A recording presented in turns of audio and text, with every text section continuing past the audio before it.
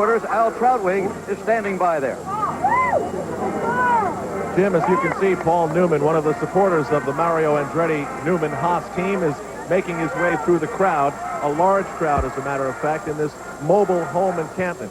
You see the monetary commitment on the part of Carl Haas and Paul Newman and the people who support the Newman Haas racing team is more than cars and nuts and bolts.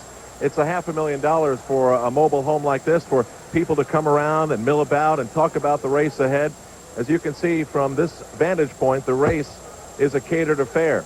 Inside, these buses are rather special, as we'll see. Come on inside the bus. Paul Newman was sitting in here for quite a long time. He talked with Mario for just a short moment. It has everything you could possibly hope to have, and it'll move from this race to the next and the next. But this is quite a pleasant place to watch the race. Oh, and by the way, even though the race is blacked out in Indianapolis, there's a satellite dish to bring in our feed, so you never even have to leave. Back to you. All right. Luxury suites, well, they're right there in turn 4. They were built a few years ago. It's become the thing, really, at sporting events in America. We're at the Indianapolis 500 this time, though, and we'll be back.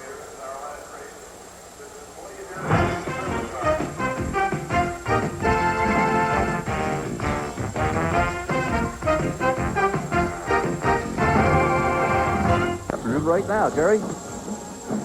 Bobby Ray Hall, the year has gone a full circle almost now since that victory last year, and you got to go out and try to do it again. What's going to be the key to that repeat this year? Well, obviously we got to get it to the end. Reliability first off, but I think the big thing is just, let the race sort itself out. Don't get into any trouble and just drive our own race, see where we end up, and hopefully if we have to make changes during the car or during the race on the car, that we can do that and have a really good car right at the end.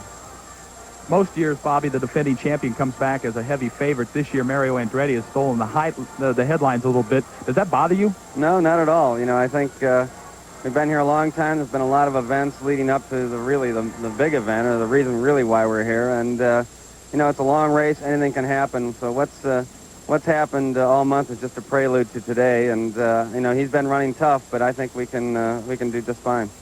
We lost car owner Jim Truman a year ago. It's a very emotional victory. Will you be thinking about him at all when you strap into the machine today? Oh yeah, I think about him every day, and this day is no different than any other. So we always think of Jim and wished he was here with us, but he's here in spirit, definitely. Okay, your defending champion Jim McKay is ready to go out and try to repeat and become the first repeater since Al Unser in 1970 and 71. Now back to you.